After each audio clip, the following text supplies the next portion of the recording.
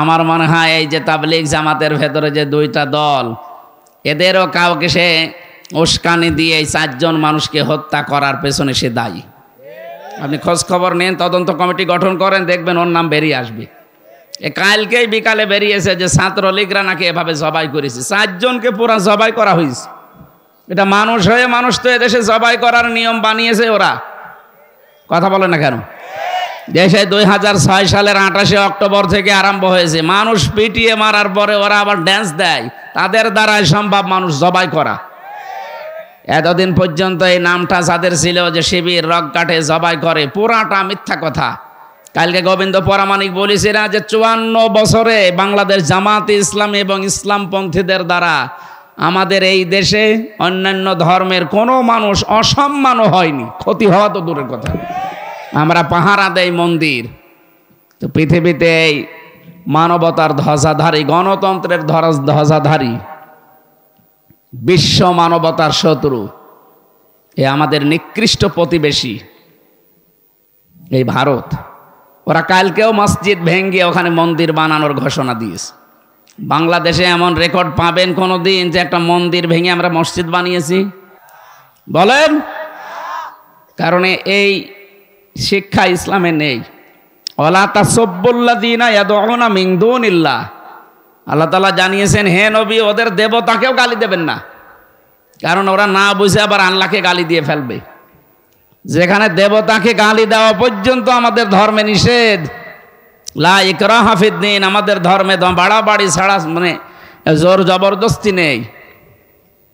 আর সারা দুনিয়াকে ওরা এতদিন পর্যন্ত শোনাচ্ছে যে আমাদের দেশে সংখ্যালঘু নির্যাতন হয়। এখন হিন্দুরা পর্যন্ত, কালকেও 2টা মিডিয়া প্রচার করেছে, একটা পঞ্চগড়ের আর একটা মনে হয় বগুড়া নাকি মাগুরা। এই 2টা জেলার কথা ওই দেশে এখন প্রচার হচ্ছে যে এখানে হিন্দুদেরকে বাড়ি থেকে বের হওয়া নিষেধ, তাদের মেয়েদেরকে রেপ করা হচ্ছে, এইরকম উল্টাপাল্টা নিউজ ছড়াচ্ছে। এটা করাচ্ছে কে আমরা কিন্তু জানি। 2 বোন পালিয়ে বসে নেই, ওরা ষড়যন্ত্র করেছিল বহু, একটাও কাজে লাগে না। এখন এই হিন্দুদের কাজে লাগাচ্ছে। হিন্দু মা বোন এবং ভাইদেরও ধন্যবাদ, তারাও জানিয়েছে না, এই দেশে 5 তারিখের পর থেকে আমরা মনে হচ্ছে স্বর্গে আছি। আপনি আরো বেশি স্বর্গে থাকবেন, ইসলামটা আসতে দেন।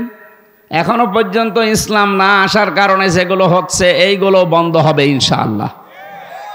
আমিরে জামাত ডাক্তার শফিকুর রহমান উনি ঘোষণা দিয়েছেন, এদেশে ইসলাম যদি আসে সবার আগে বন্ধ হবে চাঁদাবাজি।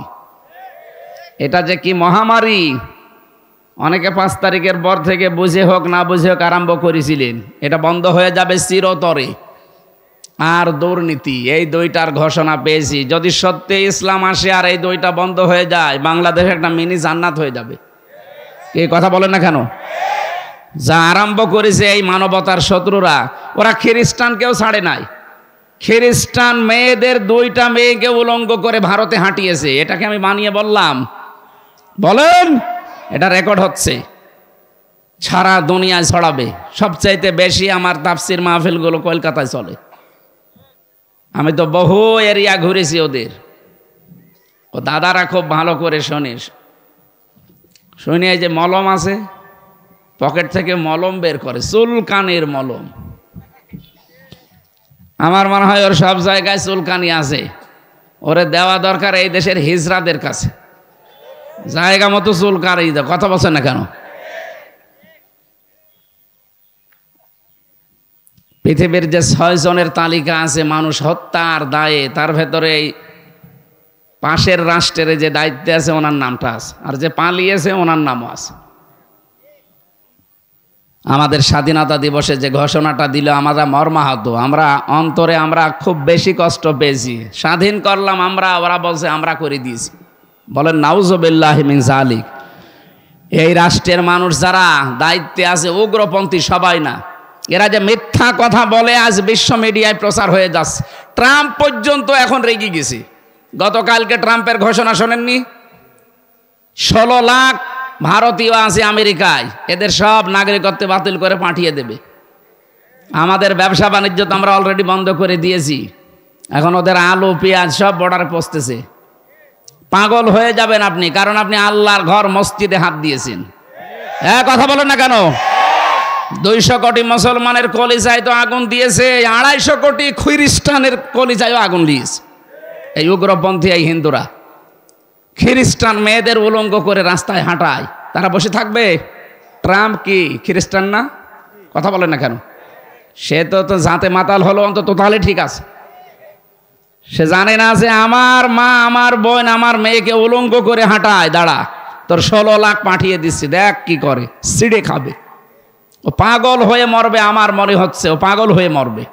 আর যাদেরকে লাগিয়েছে এরা তো ডবল পাগল। এরা এখন কক্সবাজার, চট্টগ্রাম, বান্দরবন, খাগড়াছড়ি, রাঙ্গামাটি নিয়ে নেবে। বলছে এগুলো নিলে আমাদের ব্যবসা নাকি ভালো হবে, ঘুরে আসা লাগবে না। আরে দাদা, আপনি কি যৌতুক নেবেন? আর মেয়ে তো পালিয়ে গেছে, কিসের যৌতুক? ও মেয়ের বিয়েই তো আমরা মানি না। ও মেয়ের বিয়ে মানেন আপনারা? না।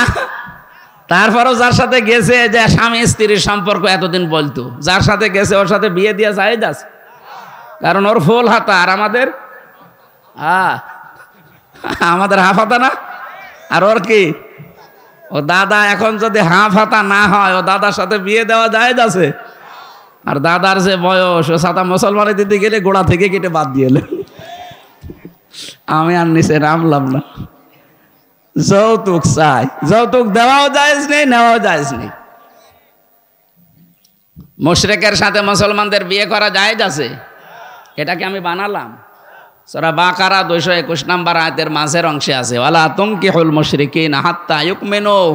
হে নবী, আপনি ঘোষণা দেন, দুনিয়াতে যতক্ষণ কোনো মুশরিক পুরুষ মুসলমান না হবে, ঈমান না আনবে, তার সাথে মুমিন মা নারীর বিয়ে করা জায়েজ নেই। তা আমাদের মেয়ে সে যাই হোক, অন্তত হাজি তো। আর একটা সমস্যা আছে, কথা বললে মিথ্যা কথা বলে, বলুক, কিন্তু হাজি মানুষ কথা বলছে না কেন? হাজি সাহেবের সাথে আপনি একেবারে ফুল হাতা বিয়ে করবেন, কিসের বিয়ে?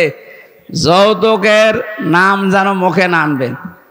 কারণ এ দেশের 1 ইঞ্চি না, আমিরে জামাত বলেছে হাফ ইঞ্চি জমিও এই দেশ থেকে কেউ যদি নিতে চায়, এদেশের 18 কোটি মানুষ যদি সত্যি জীবন দেওয়া লাগে, দাদাদের 3-18 আমরা এই দেশ থেকে বিদায় করে দেব। আমাদের কিচ্ছু নেই, কিন্তু আমাদের ঈমান আছে। কথা বলে না কেন? আল্লাহ রাব্বুল আলামিন যে জমিনটা আমাদের উপহার দিয়েছেন, এই জমিনে তার রং, বিশেষ করে কোরআনের যে নিয়ম নীতিগুলো আছে, এগুলো যদি সত্যিই প্রতিষ্ঠিত হয়ে যায়, আপনি সত্যিই দুনিয়াতে একটা মিনি জান্নাতে বাস করতে পারবেন।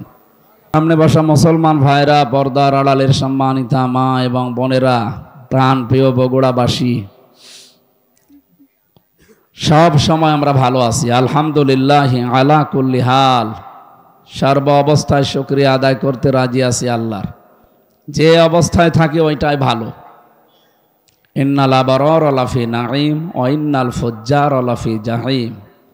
নেককার যারা, এরা আল্লাহর নিয়ামতের ভেতরে থাকে, আর যারা বদকার, এই মানুষগুলো থাকবে আল্লাহর আগুনের ভেতরে। এদের চর্ম চোখে দেখতে যতই মনে হয় খুব ভালো আছে, ভালো নেই। মানুষগুলো জাহান্নামের চাইতেও কঠিন অবস্থায় আছে। প্রশ্ন আসতে পারে, 15.5 বছরে 15.5 বছরও খারাপ ছিল, আমরাই ভালো ছিলাম। কারণ আমাদের এই 15.5 বছরে আখেরাত তৈরি হয়েছে, আর ওদের দুনিয়া আখেরাত সব ধ্বংস হয়ে গেছে। যাই কামাই করেছিল এখন আর আছে কি? কথা বলেন এখন।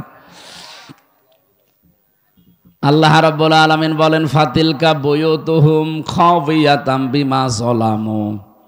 হে নবী, এই যে এই ঘরগুলোর দিকে তাকান,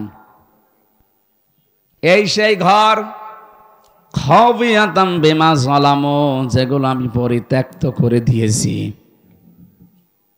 যেগুলো উজাড় গৃহ বানিয়ে দিয়েছি, জনশূন্য করে দিয়েছি তাদের জুলুমের কারণে।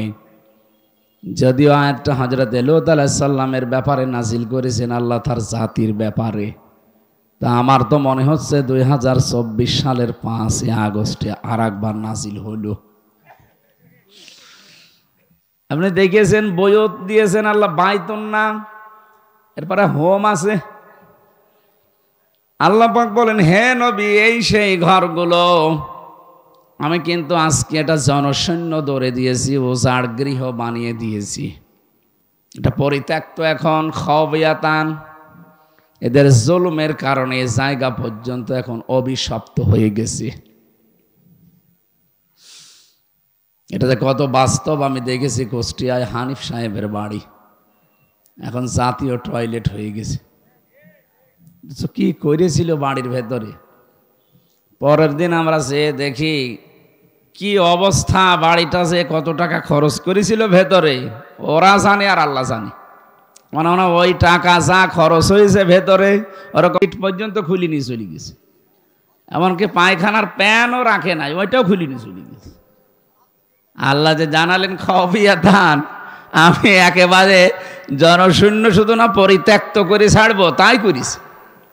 এখন জাতীয় টয়লেট ওইটা, ওই রাস্তা দিয়ে কেউ গেলে আগে ওখানে পোশাক পায়খানা করে।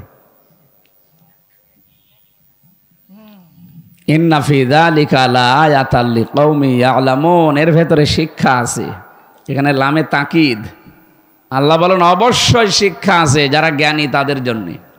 যে এত বড় বিশাল শিকড় কত গভীরে ছিল চিন্তা করেন। একটা দারোয়ান থেকে শুরু করে সংসদ পর্যন্ত সব জায়গায় আমাদের লোক সেট করা ছিল। এ বগুড়ার মানুষ তো আরো বেশি টের পাওয়ার কথা, কারণ এই জেলা তো টার্গেট জেলা। কথা বলছে না কেন? বাংলাদেশে যে সমস্ত জেলাগুলোতে টার্গেট করা ছিল জালেমদের, তার ভেতরে বগুড়া বগুড়া এক নম্বর না, 1 নম্বর সাতক্ষীরা, 2 নম্বরে চাঁপাইনবাবগঞ্জ, 3 নম্বর হতে পারে বগুড়া। এরাও বহু অত্যাচার, নির্যাতন, জুলুমের শিকার। একদিকে ইসলামী আন্দোলনের উর্বর ভূমি এটা, 2 নম্বরে তারেক জিয়ার বাড়ি এইটা। এই 2 গেড়া কলে এদেরকে ফেলে এখন যেমন গোপালগঞ্জে বাড়ি হলেই মানুষ গালি খায়। দেখেন না উস্কানিতে পা দিয়ে অনেকের পেছনে কি লাল হয়ে গিয়েছিল। উনি ওখান থেকে উস্কানি দেয় আর এরা পা দিয়েছিল।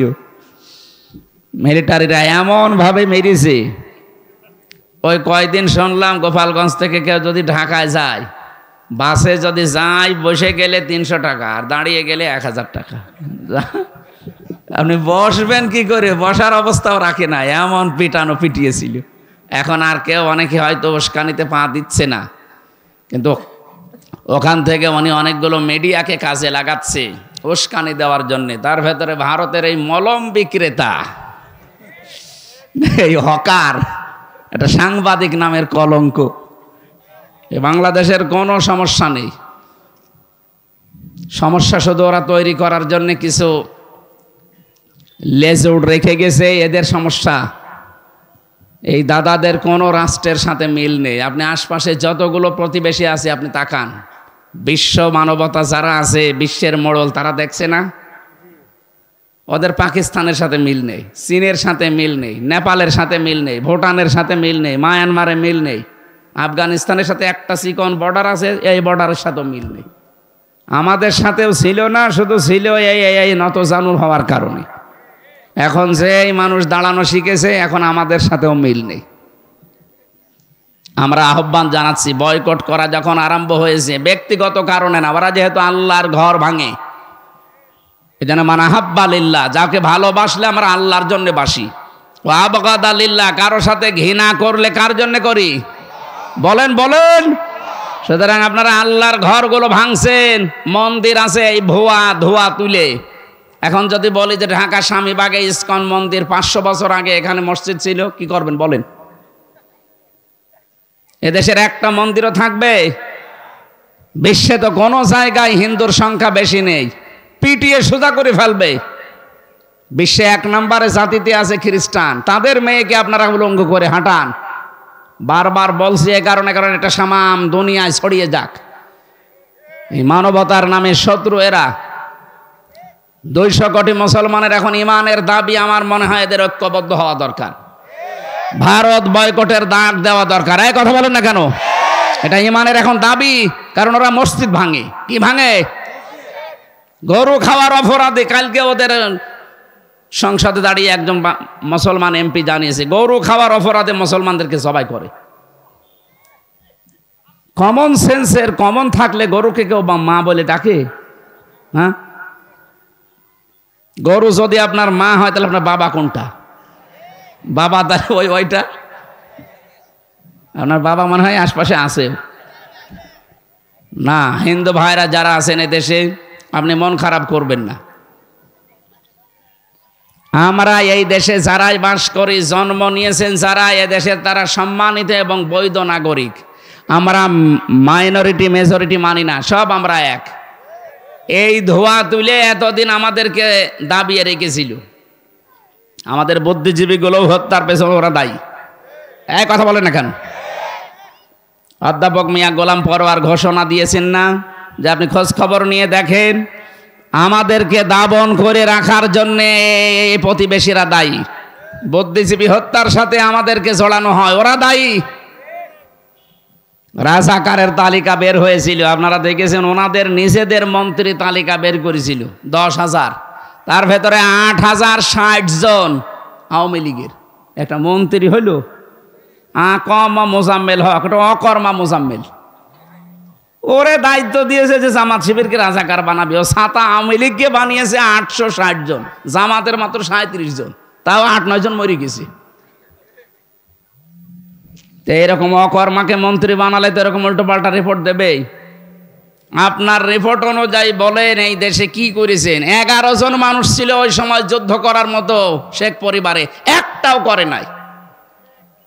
বেকার এই ধোঁয়াটা তুলে এতদিন পর্যন্ত এই দেশে ইসলামকে এবং আলেম ওলামাকে, ইসলামপন্থী যারা ইসলাম কায়েম করতে চায় তাদেরকে দুনিয়া থেকে বিদায় করেছে এই ধোঁয়াটা তুলে। এটা এখন আর দেশে কেউ বিশ্বাস করে না। কথা বলে না কেন? উনি যে আরামে নেই উনি নিজেও টের পাচ্ছে। কালকে স্ট্যাটাস দেখেছেন যে আমি এখানে অঘোষিত জেলখানায় আছি, আমি এভাবে থাকতে চাই না, দরকার হয় নিজের দেশে যেয়ে সারা জীবন আমি সাইদি সাহেবের মতো জেলে থাকবো, তারপরও এখানে আমি আর থাকতে চাই না। ওটা অঘোষিত জেল, আর এখানে আসলে 165টা মামলা। আমার তো 2টা মামলায় যদি 3 বছর থাকা লাগে, ওনার তো 165টা, এক একটাই যদি 1.5 বছর করে হয়, কব্বরে চলে যাবে না? দরকার হয় আবার জীবিত হবে, আবার কব্বরে যাবে, তাও সাজা শেষ হবে না। আন্তর্জাতিক অপরাধ ট্রাইব্যুনালের দায়িত্বে যিনি আছেন এখন প্রসিকিউটর, উনি ঘোষণা দিয়েছেন, চিফ যেটা তাজুল ইসলাম, অ্যাডভোকেট তাজুল ইসলাম, যে ওনার যা অপরাধের ফেরিস্তি আমরা পাচ্ছি, যদি 100 বার ফাঁসি দেওয়া হয় ওনাকে, তারপরও আরো 10 বার দেওয়া যাবে। কি করেছেন আপনি? হ্যাঁ, গত কয়েকদিন আগে এই যে কওমি মাদ্রাসার একজন আলেম মোশতাকুন নবী কাসেমি হাফিজাহুল্লাহ, তার সাথে আমি যোগাযোগ করেছিলাম। উনিও ছিল মাটির নিচে এই আয়না ঘরে, ওনারে নিয়েও গিয়েছিল। ওখানে আমি মাঝে মাঝে দেখতাম রাতের বেলা হঠাৎ করে 3-4 জন কালো পোশাক পরা এসে বলে, ওই রেডি হন। কি রেডি হন মানে? যার ঘরের সামনে যে বলবে রেডি হন, তার মানে তারে আজকে ক্রস দেবে। মুখ বেঁধে, চোখ বেঁধে, হাত বেঁধে নিয়ে সারা দিন সারা রাত শুধু ঘোরায়। কোথায় নিয়ে যায় কেউ জানে না। রাত 11টা-12টার পরে গাজীপুরের এক জঙ্গলের ভেতরে নিয়ে হাতটা খুলে বলে, যা দৌড়া। আপনি দৌড় দেবেন, পেছন থেকে গুলি করে বলবে ক্রস ফায়ারে মারা গেছে। এই ছিল নাটক এই দেশে। উনি বলছে আমারেও নিয়ে গিয়েছিল, আমার সামনে দিয়ে বহু মানুষকে নিয়ে গেছে, আমি টের পেয়েছি, কিন্তু দেখতে তো পাইনি, চোখ বাঁধা। বহু মানুষকে রাত 2টার সময় 1:30টার সময় এসে ডাক দেয়, এই তাড়াতাড়ি রেডি হন আর নামাজ কালাম পড়লে পড়ে নিন। বলেন এই সময় মানুষের কি ভেতরে আর রুহ থাকার কথা? আপনি যদি এখানেই মেরে ফেলে মাছের খাবার বানানোর জায়গা আছে, বিশাল পুকুর আছে ভেতরে, এখানে মাছের খাবার বানিয়ে দেয়। এইটাও যদি করে দুনিয়ার মানুষকে জানিয়ে দিন যে অমুক জনকে আমরা মেরে ফেলেছি, তাও তো তার বউ অন্য জায়গায় বিয়ে করতে পারত, তার ছেলে মেয়ে জানতো যে বাবা মা মরে গেছে। আপনি এমন অবস্থা করেন যে 8 বছর 10 বছর 14 বছর পার হয়ে গেল, একটা মানুষ পড়ে আছে, এ দুনিয়ার মানুষ জানেই না যে ফিরে বেঁচে আছে। তার বউটাও বিয়ে করতে পারে না। এই যে ব্যারিস্টার আরমানের বউ বিয়ে করতে পেরেছে 8 বছর, জানতো না তো আমার স্বামী বেঁচে আছে না মারা গেছে, তারপরেও যাক আল্লাহ তারে ফেরত দিয়েছে। কিন্তু আমান আজমির বউটা 1 বছর আগে চলে গেছে। কতদিন? আর 9 বছর পর্যন্ত বেচার অপেক্ষা করেছে। এই সমস্ত শাস্তিগুলো যদি একটা একটা করে ধরা যায়, উনি তো বলেছে 100 বার ফাঁসি দেওয়া যায়, 100 বার না, আমার মনে হয় 1000 বার ফাঁসি দেওয়া যাবে। এই জন্য জালেমদের জায়গাগুলো আল্লাহ অভিশপ্ত করে দেয়। আপনি দেখেন ধানমন্ডির এই বাড়িটা এখন গণ পায়খানা, ওটা 8-10 জন করে একবারে যায় দেখলাম। কেউ এদিকে, কেউ এদিকে, কেউ এদিকে, কেউ এদিকে, চারিদিকে মুখ দিয়ে একেবারে একসাথে মনে আছে মানে জামাতবদ্ধ টয়লেট চলছে। আল্লাহ আমাদেরকে জানাতে চেয়েছেন সূরা নামলের এই 52 নম্বর আয়াতটা দিয়ে, ইন্না ফি যালিকা লাআয়াতাল লিকাউমি ইয়ালামুন, অবশ্যই তোমাদের জন্য এর ভেতরে শিক্ষা আছে। শিক্ষা কি? এদের এত বড় শিকড় যদি আমি আল্লাহ কেটে দিতে পারি, আমি বললাম না দারোয়ান থেকে শুরু করে একেবারে সংসদ পর্যন্ত প্রত্যেক জায়গায় ওদের লোক সেট করা ছিল। এটা আমি টের পাইনি, এই রিমান্ডে যাওয়ার ওই মাটির নিচে যে টের পেয়েছি ওদের ওর মানে শিকড় কত দূর। ওরা নিজেরাই ধরে নিয়ে যায়, নিজেরাই মামলার আয়ু, নিজেরাই ম্যাজিস্ট্রেট, নিজেরাই বিচারপতি, নিজেরাই কম মামলায় বাধা দেবে, সব ওদের। আর আমাদের 2-1টা উকিল যা আছে ও শুধু খুঁটির মতো দাঁড়িয়ে থাকবে, ওর কথা কেউ শোনে না। কি বানিয়ে নিয়েছিল বিচার ব্যবস্থাটা? শুধু বিচার না, প্রত্যেকটা জায়গায় ঠিক এইভাবেই। কথা বলেন ঠিক কিনা? আল্লাহ পাক বলেন, ও দুনিয়ার মানুষ, ফাকুতি আদাবিরুল কওমিল্লাযিনা যালামু, জালেমদের শিকড় কেটে দেওয়া হয়ে গেছে। এখানে ফাজিল কামিল মাদ্রাসার প্রিন্সিপাল অধ্যক্ষ আছে। ফাকুতিয়া এটা মোজারে কি মজহুল, এর ফাইল জানা নেই। আপনি বলেন তো, এই যে 630টা থানা বাংলাদেশে 5 তারিখে জালেমদের যে বাড়ি ঘর ভাঙা হয়েছে, এখন একটা বাড়ি ঘর যে এই লোকটা ভেঙেছে, ফাইলকে কর্তাকে কেউ জানে না। হানিফের বাড়ি উড়ে গেছে, কিন্তু কে ভেঙেছে কোনো আসামি নেই। সারা দেশের অবস্থায় ঠিক এইরকমই করেছে। আমি প্রত্যেক জেলায় কম বেশি যাচ্ছে, জালেমদের বাড়ি ঘরের চিহ্ন রাখে না, কিন্তু কে করেছে কেউ জানে না। আল্লাহ তাআলা বলেন, শোনো, এরপরেও যদি শিক্ষা না নাও, আগামীতে যারা বসবে চেয়ারে এরাও যদি এদের মতো জালেম হয়, তাদের বাড়িও আমি কিন্তু জনসৈন্য পরিত্যক্ত করে দেব। এই জন্য আমরা সাবধান। অনেকেই 5 তারিখের পরে চাঁদাবাজি আরম্ভ করেছেন, থামেন আপনি। আজকেও ভিডিও দেখলাম, একজন চাঁদাবাজি করছে নারায়ণগঞ্জে বন্দরে। আপনি এখনই এই সাহস পেয়ে গেছেন থালা হাতে না পেতেই। থালা হাতে পেলে কি করবেন, এটা জনগণের বোঝা হয়ে গেছে। এই জন্যে মানুষ আস্তে আস্তে মুখ ফিরিয়ে নিচ্ছে। কথা বলে না কেন? আগস্টের 5 তারিখের আগে মাত্র 100 জনের 15 জন মানুষ চাইতো এদেশে ইসলাম কায়েম হোক, কোরআনের শাসন এদেশে আসুক। কিন্তু এখন 100 জনের 58 জন মানুষ এই তালিকা হচ্ছে।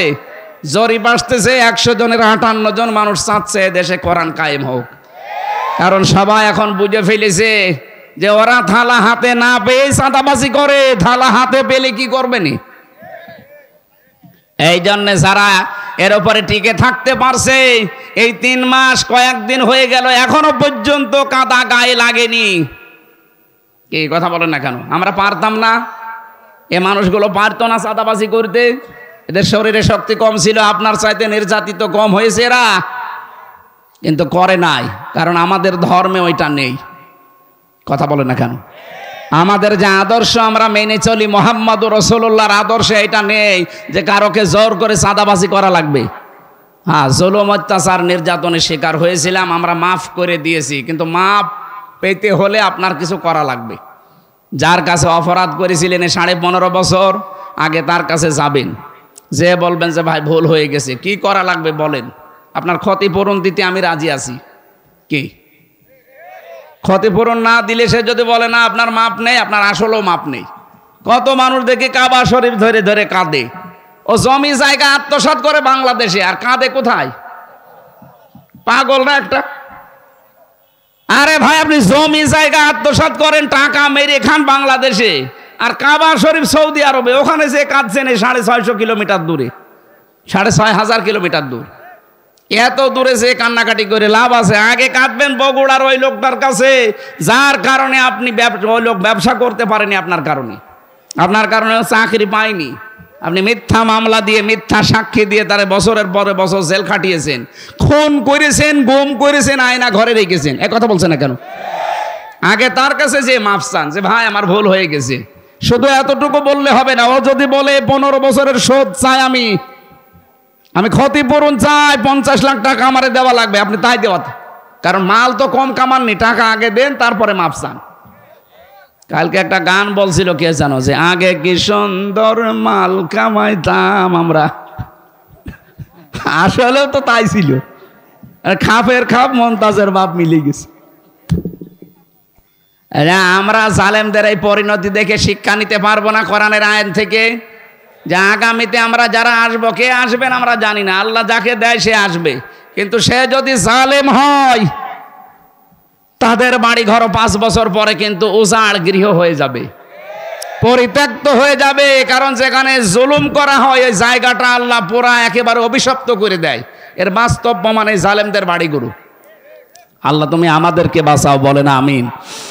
আমরা কোরআনে কারিমের সূরা বাকারার 190 নম্বর আয়াতটা পড়েছি। এখানে 7টা বিষয় আছে। আমরা কোরআন থেকে কথা বলার জন্য যেহেতু বসেছি, আপনারা শুনবেন না? আল্লাহ রাব্বুল আলামিন বলেন, ওয়াকাতিলু ফি সাবিলিল্লাহিল্লাযীনা ইউকাতিলুনাকুম ওয়া লা তা'তাদু ইন্নাল্লাহা লা ইউহিব্বুল মু'তাদিন। এখন কত কিছু এর আগে বলা লাগে, যে শানে নজরুল আছে, ঐতিহাসিক প্রেক্ষাপট আছে।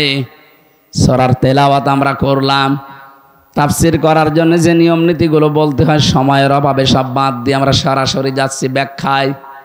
আল্লাহ পাক বলেন, কাতিলু, লড়াই করো। কে বলছেন? ফি সাবিলিল্লাহি, আল্লাহর রাস্তায়। একেবারে কাঁটা কাঁটা কথা, কোনো ভেতরে কোনো প্যাঁচ গোছ নেই। আল্লাহ বলেন লড়াই করো আল্লাহর রাস্তায়। এই আয়াত শুনেই মনে হচ্ছে আল্লাহ মনে হয় মারামারির পক্ষে। হ্যাঁ, কোরআনে কারিমে সূরা আনফালের ভেতরে আছে, নবীজিকে আল্লাহ জানিয়েছেন। সূরা আনফালের এটা 17 নম্বর আয়াত সম্ভবত। রব্বুল আলামিন নবীজিকে জানিয়েছেন, ফালাম তাকতুলুহুম ওয়ালাকিন্নাল্লাহা কাতালাহুম। হে নবী, আপনি তাদেরকে হত্যা করেননি, হত্যা করেছি আমি আল্লাহ নিজে তাদেরকে। এটা যখন নবীজি নিজে হিজরত করার জন্য বাড়ি থেকে বের হবেন, ওই সময় বিশ্ব নবীকে আল্লাহ বলেছিলেন শুধু একটু বালি হাতে নেন, সামনের দিকে ফিকে মারেন, সূরা ইয়াসিনের কয়েকটা আয়াত তেলাওয়াত করে, বাকি যা করা লাগে আমি আল্লাহর কুদরত করবে। নবীজি তো সামনের দিকে বালি মেরেছিলেন, কয়েকটা কাফেরের গায়ে লাগার কথা ছিল তাদের চোখে মুখে, কিন্তু চারিদিকে যারা দাঁড়িয়ে আছে 42 জন, এদের চোখে মুখে নাকে গেল কি করে? রব্বুল আলামিন পরবর্তীতে জানিয়েছেন, ওমা রমাইতা ইয রমাইতা ওয়ালাকিন্নাল্লাহা রমা। হে নবী, আপনি শুধু বালি নিক্ষেপ করেছিলেন, এতটুকুই আপনার কাজ শেষ, বাকি যা করার আপনি কিছুই করেননি। ওইটা আমার জিবরাইল সঙ্গে সঙ্গে হাতে নিয়ে নেয়, প্রত্যেকটা কাফেরের চোখে মুখের ভেতরে এটা দিয়ে দেয়। ওরা হাত ডলতে থাকে, চোখ ডলতে থাকে, মাঝখান থেকে আপনাকে আমি আল্লাহ বের করে দেই। এই ঘটনার ভেতরে যত মানুষকে আমরা হত্যা হতে দেখেছি, মরে যেতে দেখেছি, এই মানুষগুলোকে নবীজি একটাও মারেন নাই, প্রত্যেককে আল্লাহ দুনিয়া থেকে বিদায় করেছেন নিজে। ফালাম তাকতুলুহুম, আপনি একটাও মারেননি। ওয়ালাকিন্নাল্লাহা কাতালাহুম, বরং আল্লাহ তাদেরকে হত্যা করেছে। এই শব্দটা শুনলে অনেকে আজ খারাপ মনে করে, ইসলাম তাহলে মারামারি কাটাকাটি হত্যা। আরে ভাই, ইসলামের নিয়মগুলো আল্লাহ বুঝে শুনেই দিয়েছেন। কারণ মানুষের যা চরিত্র, এই যে 4 জন মানুষকে ছাত্রলীগ যদি সত্যিই মেরে ফেলে, এখনো তো তদন্ত হয়নি, যেহেতু বলতেছে সাতপন্থী যারা, তারা যে ছাত্রলীগকে ভাড়া করে আমাদেরকে জবাই করা হয়েছে, এটা যদি সত্যি প্রমাণ হয়ে যায়, এই খুনিদেরকে আপনি শুধু ওয়াজ করে জীবন বিরত রাখতে পারবেন না। এদেরকে যদি থামাতে হয় আমার মনে হয় এদেরকেও ঠিক ওইভাবেই জবাই করা লাগবে।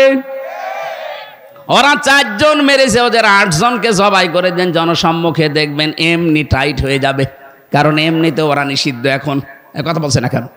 ওরা নিষিদ্ধ না, রাস্তাঘাটে ফেলে কিন্তু মানুষ পিটাবে। এখন চরমপন্থা বেছে নিয়েছে, করেন। বিশ্ব মিডিয়ায় কিন্তু এগুলো ফোকাস হচ্ছে। 4 জন মেরেছেন তো 40 জনের খেসারত দেওয়া লাগবে।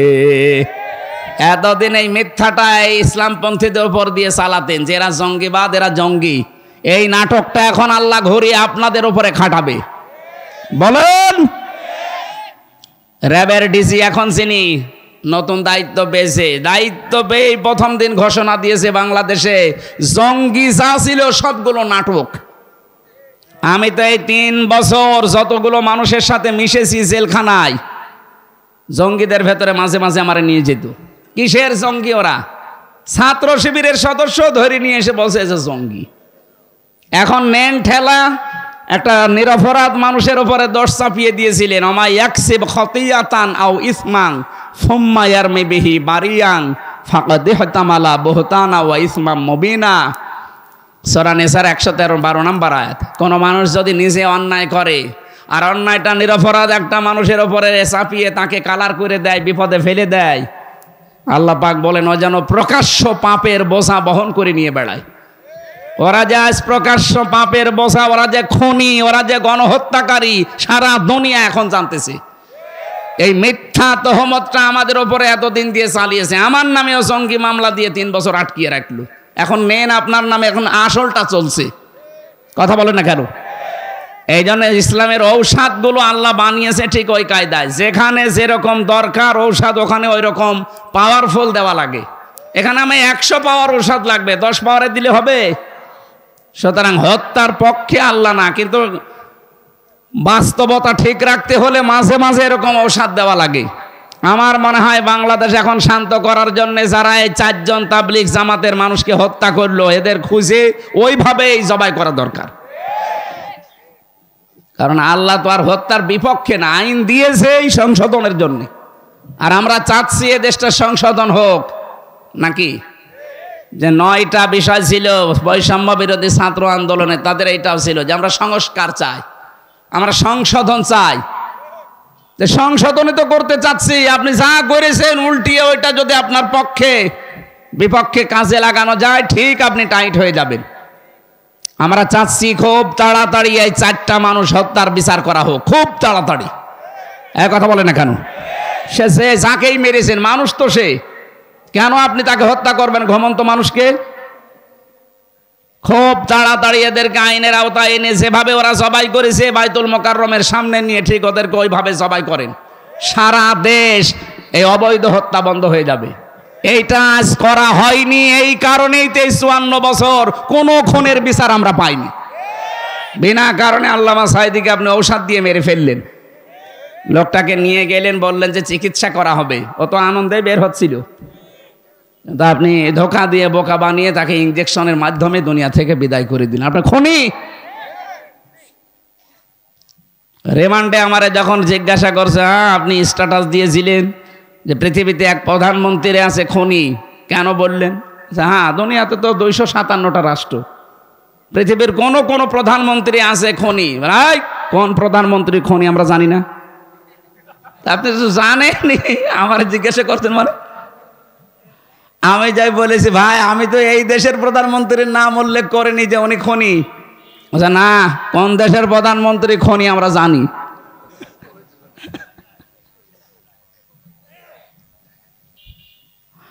এই জন্য এখানে শাব্দিক অর্থ শুনে মনে হচ্ছে আল্লাহ মনে হয় মারামারি কাটাকাটি এ হত্যার পক্ষে না। আল্লাহ হত্যার পক্ষে না। আল্লাহ তাআলা হত্যা করার জন্য বলেছেন, দুনিয়া শান্ত রাখার জন্য। অফিল কিসাসি হায়াতু ইয়া উলিল আলবাব, এই কিসাসের ভেতরে মানুষের জীবন লুকিয়ে আছে। এটা যদি সত্যি আজ কায়েম না হয়, এ 54 বছর না 154 বছর পার হয়ে যাবে, দেশের এই অবৈধ হত্যা বন্ধ করা সম্ভব না। যেন আমরা চাই এই আইনটা তাড়াতাড়ি করে পাশ করেন। যেহেতু দেশের সংবিধান এখন সংস্কার চলছে, 96% মুসলমান এই দেশে। কত বলেন না কেন? আমরা তো চাই 4 ভাগ যারা অন্য জাতির আছে তারাও চাচ্ছে যে শান্তি চাই। তো শান্তি চাইলে এর উপরে আর শান্তি দেওয়ার কিছু নেই। 77টা আয়াত দিয়ে আল্লাহ একটা সূরা নাজিল করেছেন, নাম তার সংবিধান, সূরা ফুরকান। নাম কি? 77টা আয়াত আছে, 73টা ধারা আছে।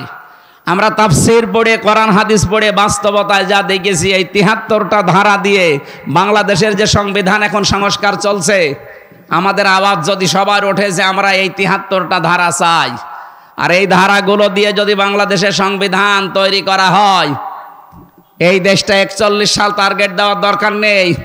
এই বাংলাদেশ 41 দিনে একটা মিনি জান্নাত হয়ে যাবে। এমন এমন বিধান আল্লাহ ওই 73টা ধারার ভেতরে দিয়েছে। সুবহানাল্লাহ বলতে পারেন না? সংস্কার যখন চলছে, এই সংস্কার আমরা চাই কিনা বলেন বলেন। এজন্য অবৈধ হত্যা বন্ধ করার জন্য আল্লাহ এই আদেশটা দিয়েছেন, অকাতিলু, তোমরা লড়াই করো, কতল করো। আল্লাহ কিন্তু একেবারে শব্দটা খুব কঠিন দিয়েছেন, কারণ দুনিয়া শান্ত করা দরকার। আর এখন আমার মনে হয় এটা আরো বেশি দরকার। ওয়ালা তুফসিদু ফিল আরদি বা'দা ইসলাহিহা, পৃথিবী শান্ত হয়ে যাওয়ার পরে কোনো মানুষ যেন এখানে বিশৃঙ্খলা তৈরি না করে। সুতরাং এইটা যারা করছেন তাদের বিরুদ্ধে এখন সবাইকে ঐক্যবদ্ধ হওয়া ইমানের দাবি এইটা। তাহলে কতল করা লাগবে, মারামারি করা লাগবে কার রাস্তায়? ফি সাবিলিল্লাহ। এই রাস্তাটাই আল্লাহর। নামাজ এটা আল্লাহর রাস্তা, রোজা আল্লাহর রাস্তা, হজ আল্লাহর রাস্তা। আমি পড়া কোরআনে পাইনি, আপনি পাইলে কোনো আয়াত বলেন। নামাজ পড়লেই এইটা ইসলাম, রোজা রাখলে এইটা ইসলাম, এইটাই আল্লাহর পথ। এখন প্রশ্ন আসতে পারে না যে আমরা যে লড়াই করব, সংগ্রাম করব আল্লাহর রাস্তায়। আল্লাহর রাস্তা কোনটা? অধিকাংশ মানুষ যারা আছে এরা বলে আল্লাহর রাস্তা মানে নামাজ, আল্লাহর রাস্তা মানে রোজা রাখা, আল্লাহর রাস্তা মানে জিকির করা। না, পুরা কোরআনে এই সমস্ত নামে কোনো জায়গায় ফি সাবিলিল্লাহ নেই। আল্লাহর রাস্তা মানে হয় ওয়াজাহিদু ফি সাবিলিল্লাহ ওয়া কাতিলু ফি সাবিলিল্লাহ। আল্লাহ এইটাই চায় যে আমার রাস্তায় জিহাদ হবে, আমার রাস্তায় কতল হবে, এইটাই আমার রাস্তা। এটা যদি আজ আমরা 18 কোটি মানুষ বুঝে ফেলতাম, পাশে যারা শত্রুতা করছে, আশপাশের এই প্রতিবেশী নামে কলঙ্ক, এরা ভয়ে থাকতো সবচাইতে বেশি। আমি ওদের যত প্রদেশ ঘুরেছি, ওদের ভেতরে সবচাইতে বেশি ভয় মরণের। ওয়ালা তাজিদান্নাহুম আহরাসান নাসি আলা হায়াতি ওয়া মিনাল্লাযিনা আশরাকু। সূরা বাকারার ভেতরে আল্লাহ বলেন, হে নবী, লামে তাকিদ নুনে সাকিলা, অবশ্যই আপনি দেখতে পাবেন এই পৃথিবীতে সবচাইতে বেশি জীবনকে ভালোবাসে মুশরিকরা। কারা? ওদেরকে একটু ভয় ধরিয়ে দিয়েছেন, এখন ভাই না, দাদা না, বাবা ডাকতেছে। ওরা নিজেরাই বলেছিল যে ভিসা দেব না চিকিৎসার জন্যে। না, তোদের দেশে আর না যাওয়ার কোনো দরকার নেই। আমরা যারা দায়িত্বে আছি এ দেশের, ডক্টর মোহাম্মদ ইউনূসকে আহ্বান জানাতে চাই, বাংলাদেশে দরকার হয় 2 টাকা করে আপনি তোলেন, প্রত্যেকের কাছে 2 টাকা 5 টাকা করে কালেকশন করেন, করে 8টা বিভাগে আন্তর্জাতিক মানের 8টা হাসপাতাল তৈরি করেন। যেভাবেই হোক, দরকার হয় তুরস্কের কাছে, পাকিস্তানের কাছে, চীনের কাছে আপনি ধার নেন, কিছু ঋণ নিয়ে, ধার নিয়ে এই 8টা বিভাগে 8টা আন্তর্জাতিক মানের হাসপাতাল বানিয়ে দেন। ওরা না খেয়ে মরবে। ওদের আলু, ওদের পেঁয়াজ আজ পয়সে পয়সে নষ্ট হচ্ছে। আমাদের মনে হয় এখন ব্যবসা বাণিজ্য, আন্তর্জাতিক যে বিষয়গুলো সব পাকিস্তানের সাথে, চীনের সাথে, তুরস্কের সাথে, এদের সাথে আঞ্জাম বেশি দেওয়া দরকার। এরা যেহেতু আল্লাহর ঘর ভেঙে ফেলে, এদের সাথে কোনো সম্পর্ক আমাদের আর নেই। কথা বলেন না কেন? ধর্মীয় প্রতিষ্ঠান ভেঙে ফেলবেন আপনি মানুষ। আপনি হিন্দুকে জিজ্ঞাসা করেন, সেও আপনাকে গালি দেবে। আজকেও পঞ্চগড়ের এই কি রাধা রানী কি যেন নাম, গালি দিচ্ছিল মোদিকে। তো মানুষ না, কেউ একটা জানোয়ার। আপনার নিজের ধর্মের লোক আপনাকে মানুষ বলে জানে না, কারণ আপনি আল্লাহর ঘর মসজিদে হাত দিয়েছেন। পৃথিবীর প্রত্যেকটি ধর্ম, কোনো ধর্ম খারাপ কথা বলে নাই। কথা বলেন না কেন? আর আমাদের তো একেবারে শান্তির ধর্ম। এ ধর্মের উপরে দুনিয়ায় কোনো ধর্ম নেই, এটা প্রমাণ হয়ে গেছে। গত কয়েকদিন আগে আমি যশোরের এক অধ্যাপক, অনেক বিসিএস ক্যাডার, হিন্দু, ওনারে বলেছিলাম আমাদের ধর্মে জোর জবরদস্তি নেই স্যার, আমি আপনাকে জোরাজোরি করব না, আপনাকে ইসলাম গ্রহণ করতেও আমি আহ্বান জানাবো না, আপনি শুধু আমার ধর্মীয় গ্রন্থটা একটু বুঝে পড়েন, 3 মাস সময় দিলাম, যেহেতু জ্ঞানী মানুষ তো, বিসিএস ক্যাডার তো এমনি হয়নি। 3 মাস পরে দেখলাম উনি নিজেই মুসলমান হয়ে গেছে। শান্তির ধর্ম এইটাই, যদি একটু আপনার বিবেকটা কাজে লাগান। এই জন্য আল্লাহর রাস্তা শুধু নামাজ নয়, শুধু রোজা নয়, শুধু হজ নয়, শুধু দান সাদগা নয়, শুধু জিকির আজকার নয়। আল্লাহর রাস্তা হচ্ছে আলিয়াউমা আকমালতু লাকুম দীনাকুম ওয়া আতমামতু আলাইকুম নি'মাতি ওয়া রাদিতু লাকুমুল ইসলাম দীনা।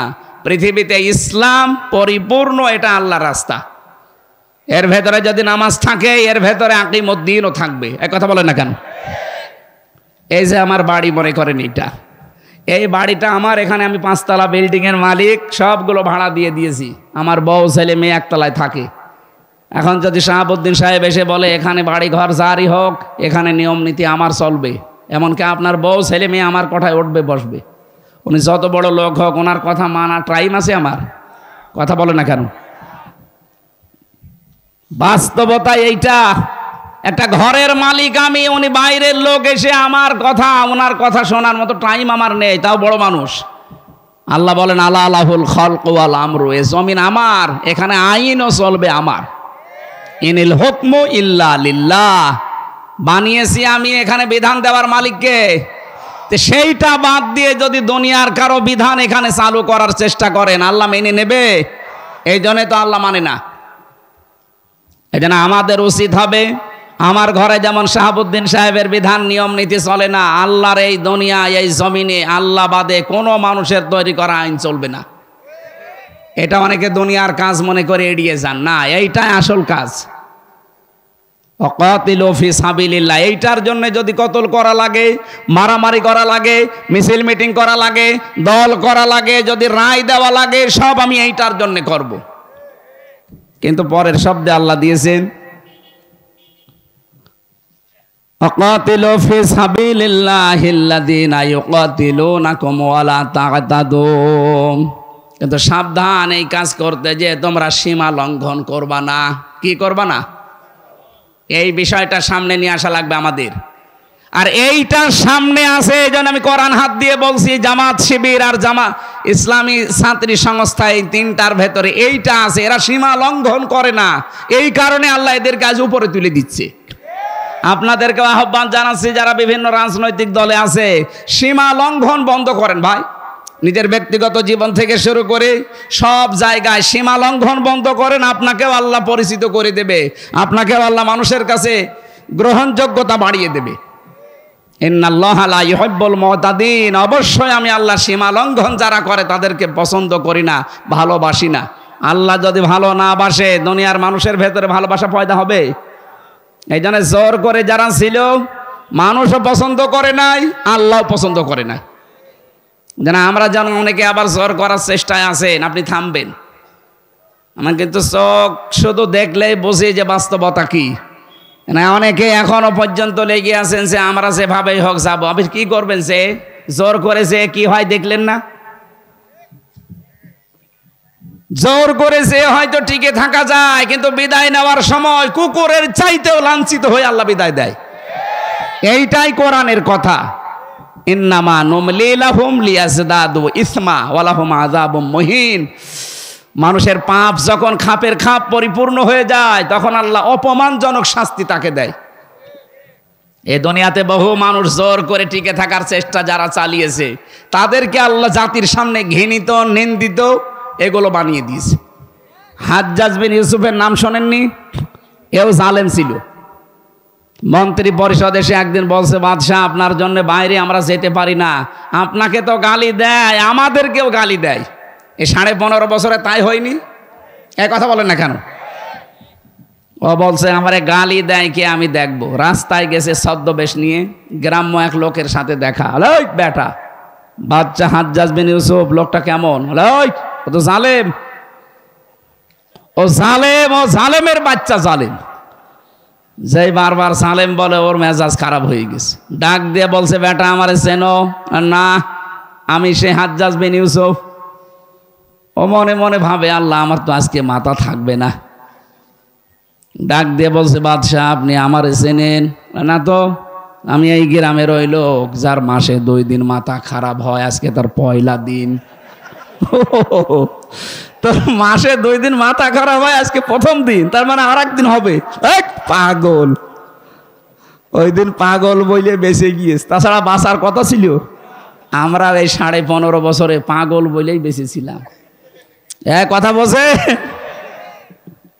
জোর করে থাকা যায় না ভাই। এখনো যারা এ ধান্দায় আছেন যে থাকবো যা হয় হবে, কিচ্ছু পারবেন না, কারণ সে সিস্টেম এখন পাল্টিয়ে গেছে। তত্ত্বাবধায়ক সরকার আবার আসতেছে।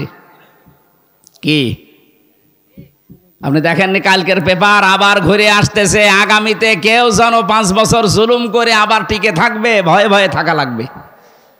আল্লাহ রাব্বুল আলামিন 7 প্রকার মানুষকে তিনি পছন্দ করেন না। তার ভেতরে প্রথম নম্বরে যারা সীমা লঙ্ঘন দুনিয়ায় করে, সেই জান্নাত থেকে শুরু হয়েছে।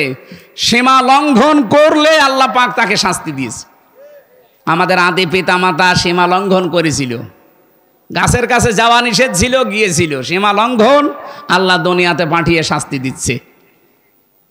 হযরতে মুসা আলাইহিস সালাম এমনিতে রাগী নবী ছিলেন। একদিন ডাক দিয়ে বলছে, বাবা, রুহের মানে ওই যে মেরাজে যাওয়ার সময় 2 নবীকে কথোপকথন করেছিল। কয়েকটা বর্ণনা তাফসিরে আছে, এই বর্ণনাটাই সঠিক। ডাক দিয়ে বলছে, আব্বাসান, আপনি কোন কারণে এই গন্ধম গাছের কাছে মাকে নিয়ে গেলেন আর ফল খেলেন? যদি ফল না খেতেন তাহলে তো আর এই দুনিয়ার এই ঝঞ্ঝা বিক্ষুব্ধ পৃথিবীতে আমাদের আশা লাগতো না, এই ঝামেলার দুনিয়ায়। ফেরাউন আমাকে খালি তাড়িয়ে নিয়ে বেড়ায়। হযরত আদম আলাইহিস সালাম বলেছিলেন, বেটা, যদি ফল না খাতাম তো তোমরাও তো হইতে না। আমি ফল খেয়েছিলাম, অন্তত তোমরা দুনিয়ায় এসেছো, আবার কাজকর্ম করো, এরপরে আবার যে আমাদের আসল বাড়ি, ওই বাড়ি ফেরত যাবা। কিন্তু আমাদের সীমা লঙ্ঘন যদি দুনিয়ায় আসার পরও আবার হয়, ওই যে বাড়ি থেকে আসলাম ওই বাড়ি আর ফেরত যাওয়া হবে না, আর একটা বাড়ি আছে, জেলখানা। সুতরাং ওই বাড়িতে যেন আমাদের যাওয়া না লাগে। জেলখানা দুনিয়ারটাই যেরকম দেখলাম, আল্লাহটা না জানি কত কঠিন। আল্লাহটা কঠিন হবে না?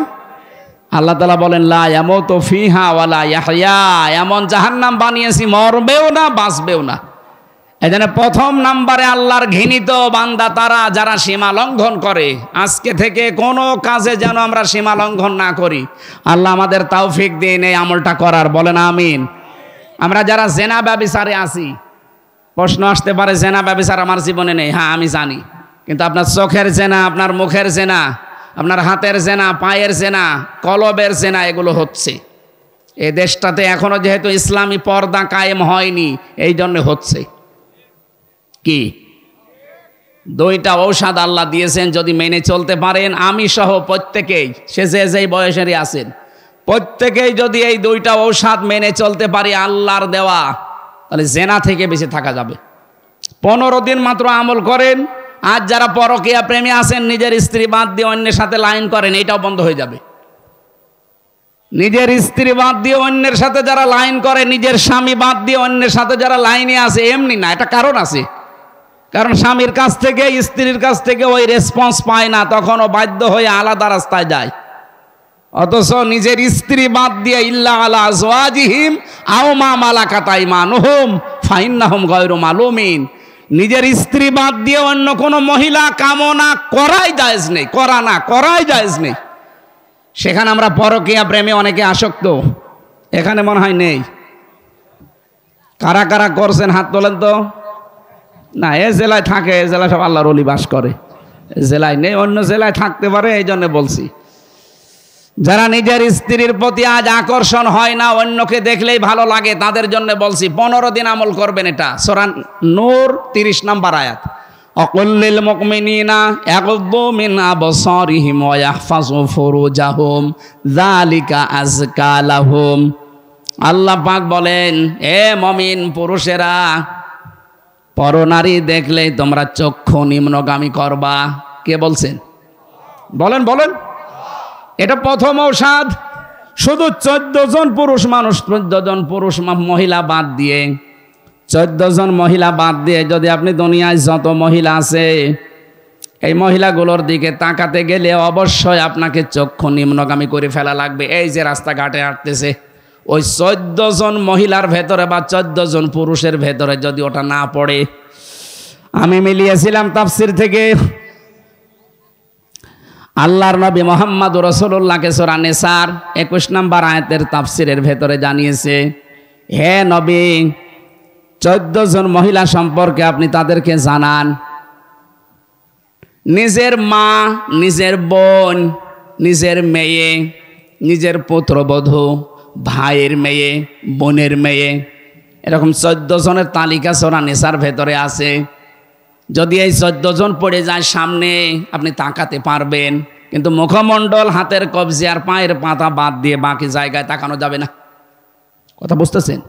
নিজের যুবতী মেয়ে যদি সামনে পড়ে, হাত দেখতে পারবেন, তার মুখমণ্ডল, হাতের কবজি, পায়ের পাতা, বাকি শরীর কিন্তু বাবার সামনে ঢেকে রাখা লাগবে।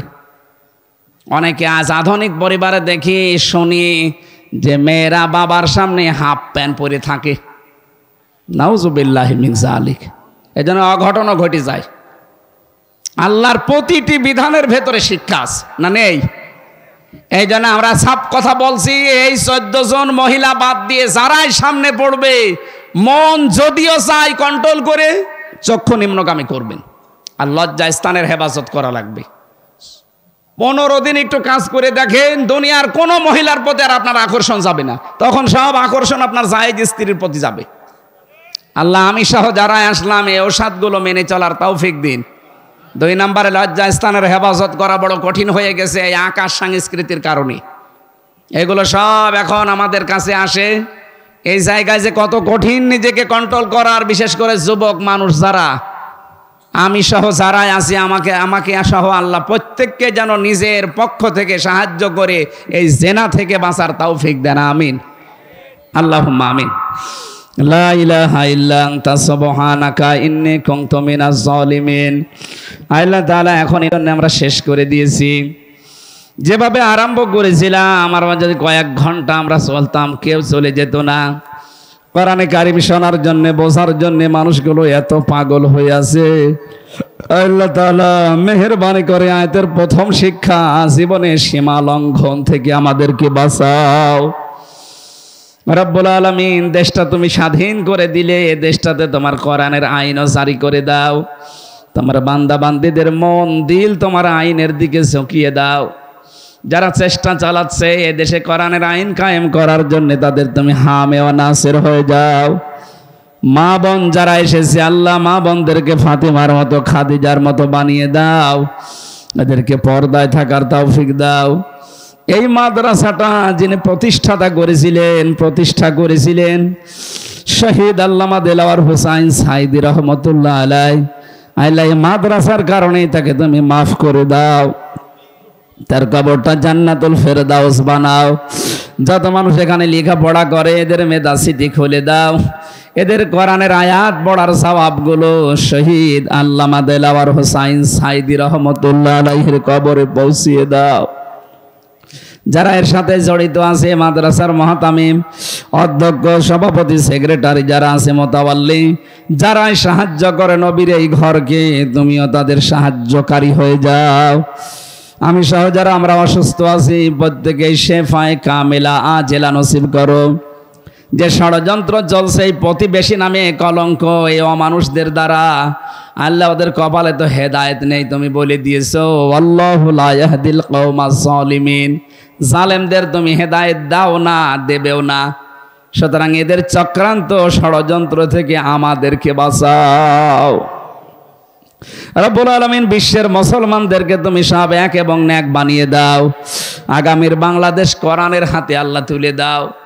চর্ম চোখে যেন অন্তত দেখতে পারি এ দেশটা তোমার কোরআনের আইন দ্বারা চলছে।